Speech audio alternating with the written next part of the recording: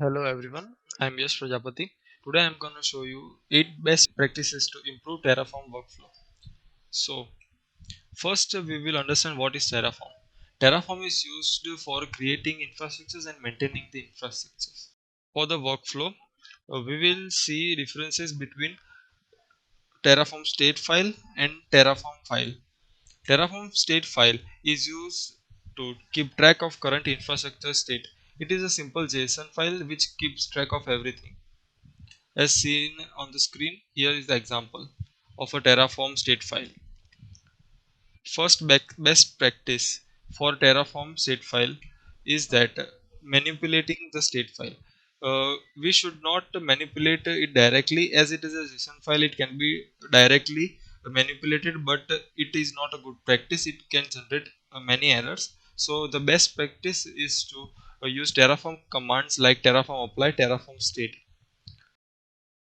The second best practice, which is Terraform state files need to be updated for the team to execute.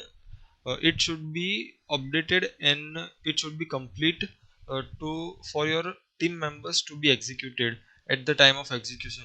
So it is the best practice that we should set up a shared device or a remote storage which is accessible by your team members. Example, you can use Google Cloud, AWS S3 bucket, Terraform Cloud, or Mega, and various others.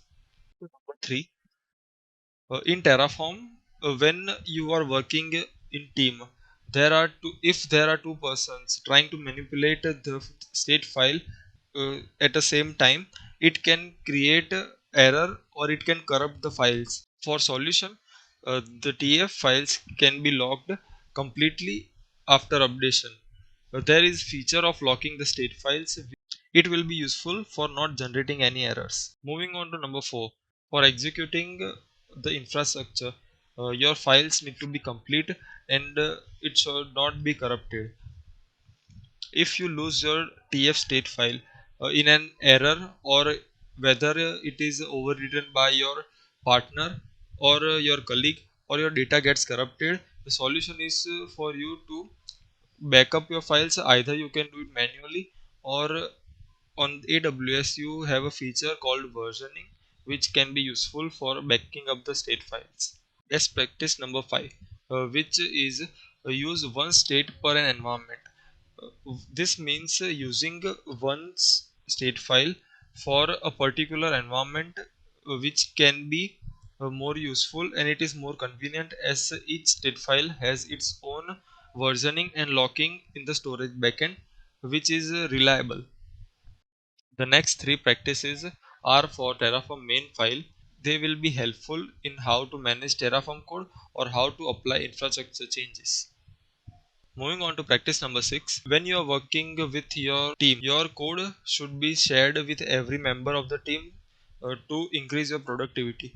For this solution, you should host your Terraform scripts in Git repository. This can be beneficial in effective collaboration, and as it is on Git, the version control for the code is readily available.